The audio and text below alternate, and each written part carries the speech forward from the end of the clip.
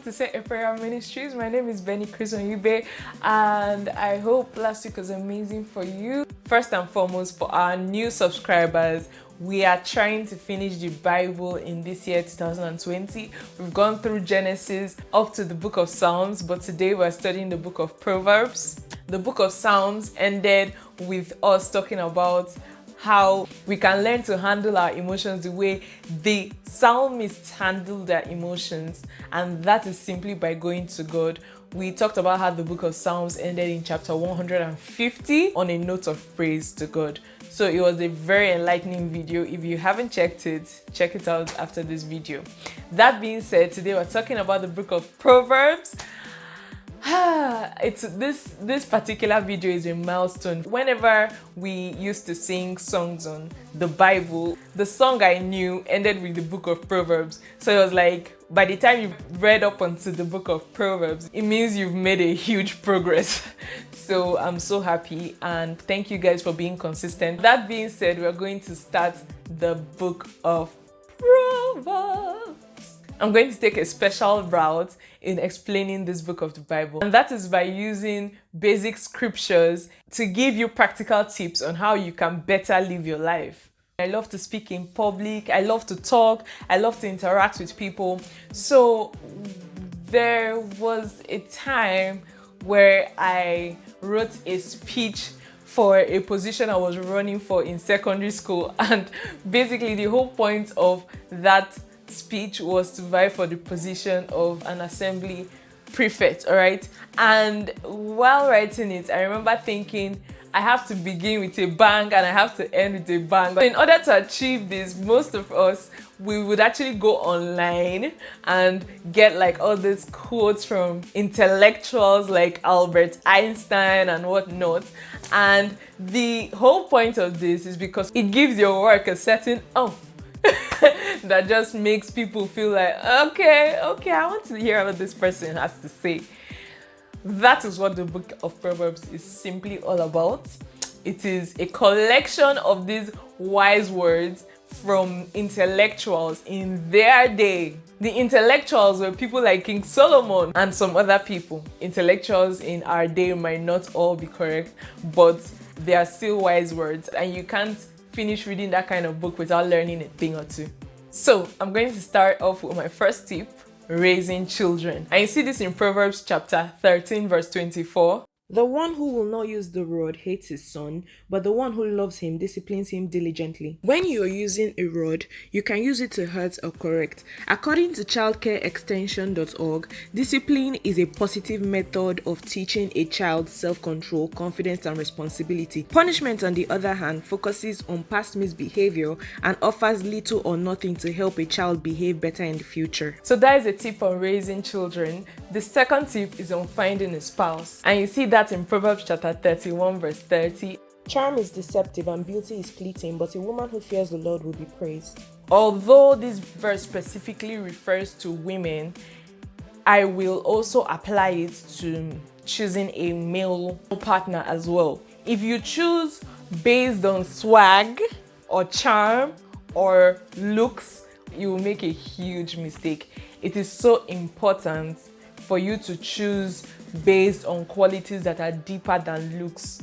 Looks will not sustain a marriage. You need to be able to hold an intellectual conversation with this person.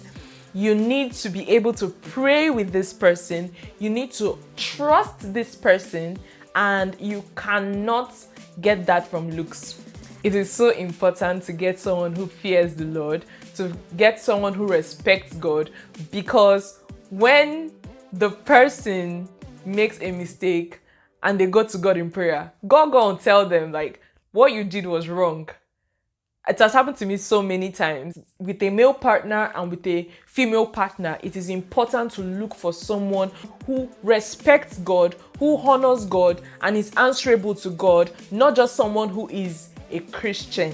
Tip number 3. How to keep a family emotionally healthy. You see this in Proverbs chapter 20 verse 7. The one who lives with integrity is righteous. His children who come after him will be happy. For your family to be emotionally healthy, you need to be a person of integrity. Your children, they need to grow up watching you say yes to good and godly things and no to underhanded things. It is so true that how the parents are really eventually reflects on the children. So that is why I always advise people, please work on yourself before you get married and throw away those negative things you learned from your parents and cling to the positive ones so that you can impact positively into your children's lives and not continue negative cycles that your parents struggled with. Tip 4. Evaluating friendships. You see this in Proverbs chapter 8 verse 24. A man with many friends may be harmed, but there is a friend who stays closer than a brother. Emphasis on the word may. So they're not saying that because you have many friends, you will most definitely be harmed. They're just saying that there is a strong possibility that you would be harmed. It's not everyone that you call a friend that you can or should tell your deepest, darkest secrets. I personally grew up without a sister. I'm an only girl, and so because of that, I used this scripture when I was in university, I think in my third year, to pray for the kind of friends that I can call my sister. God really did answer that prayer. He did send me a few friends who literally just came with so much love, with my interest at heart, and with so much godly influence. Tip 5.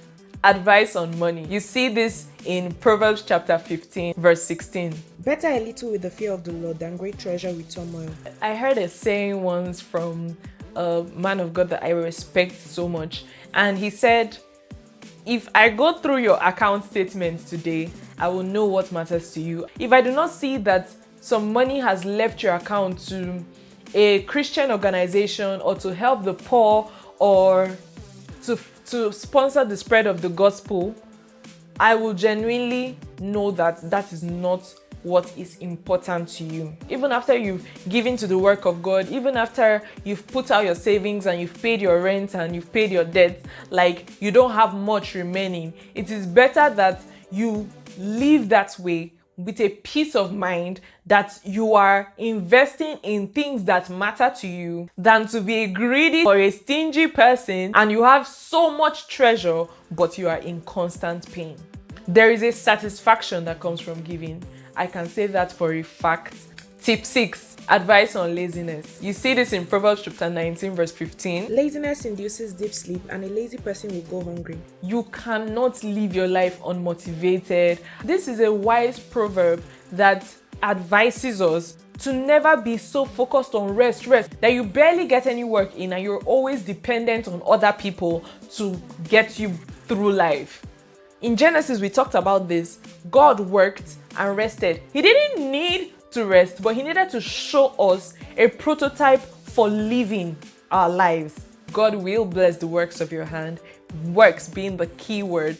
So if you're not doing anything, what is he going to bless? Following this, we are in tip number 7, which is an advice on work. We see this in Proverbs chapter 10 verse 4. Idle hands make one poor, but diligent hands bring riches. Try to never be idle, even if you're in a position where it seems like things are just not working out, you're giving it your all. Get a hobby. Start doing internships. Use periods where you would normally be idle and be Netflixing and chilling to learn a new skill, to add value to yourself, so that when an opportunity does come your way, you would have something to bring to the table. The 8th tip is an advice on drinking. You see this in Proverbs chapter 20 verse 1. Wine is a mocker, beer is a brawler, and whoever staggers because of them is not wise. This is an advice on moderation. Wine is gotten from fermented grapes. God created grapes. We also see in the New Testament that Jesus turned water to wine. So I can assure you, God knows that wine exists. Okay, let's just get that out of the way. However, God always emphasizes on moderation. If you drink and you're staggering all over the place and saying things that you're not meant to say, knowing that the following day you would have to explain yourself to 1,000,001 people, it is not smart. When you feel that you're getting headache, drink water. Please do not get drunk if you must drink. The scripture that follows this is Proverbs chapter 23 verse 20, and it says, "Don't associate with those who drink too much wine or those who gorge themselves on meat. Gorging yourself on meat is as bad as drinking too much. One is gluttony and the other is being a drunkard. So both of them are not good. Extremism is never the way. Tip 9, minding your business. We see this in Proverbs chapter 24 verse 10 to 11. If you do nothing during a difficult time, your strength is limited. Rescue those taken off to death and save those stumbling towards slaughter. Guys, this simply means that being selfish is never the way. That's the culture that we're advised to practice today. Oh, mind your business, do you yourself and you, me, myself and I. Like it's getting to the point where like many people are preaching blatant selfishness. There are people that need your help. There are people that need your love. What this scripture is basically saying is that the level of your strength is evident by your being or not being able to do something when people around you are experiencing difficulty. There's a thin line between minding your business and being self-absorbed. If my help is being rejected time and time again and this person has made it clear that, nah, I do not want you to help me, pray for that person. There is always something you can do to make a difference in someone's life. Go out of your way to help when you can. Tip 10, anger. We see this in Proverbs chapter 25 verse 28. A man who does not control his temper is like a city whose wall is broken down. It is wise to learn how to control your anger. There's a scripture in the Bible that says, be angry but sin not. Meaning God acknowledges the fact that we will get angry. It is a valid human emotion. However, the moment you decide to act on that anger, you are literally walking towards sin. Like nothing good can come out of you acting out of your anger. There's a practical tip that people advise, maybe count to 10. It shows more strength to walk away when you're angry than to act on your anger. If you know you have an anger problem, don't say, oh, that's how I am. Oh, my dad or my mom had anger problems, that's why I have it. Oh, it runs in my family. Don't accept that rubbish in your life. No, don't do that. Rebuke that spirit of anger. Take active steps to ensure that you never act on it. Take it one day at a time. Yeah, definitely when you're transitioning from a bad habit to a better habit, you find yourself like falling on the wayside, but get back up and keep on going. And one day you wake up and somebody will piss you off and you will look at the person and say, God bless you. And it's also important to pray about it. God has your back. God has your best interests at heart. Proverbs chapter 1 verse 7 says that these tips I just mentioned, which can be summarized in the reverence to God, is the only sure foundation for the pursuit of knowledge that counts. The book of Proverbs ends with chapter 31, my personal favorite, verse 10, talks about how what is special about this woman is not the fact that she's beautiful or the fact that she is able to do all these things, but because she honors God.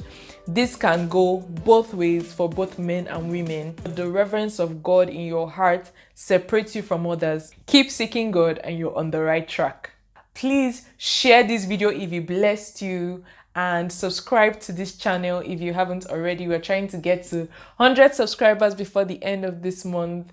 Although it's not about quantity but quality, but still we need to grow. More people need to hear the gospel. I hope you guys enjoyed this video. See you same time next week. Happy Sunday. Jesus loves you and bye.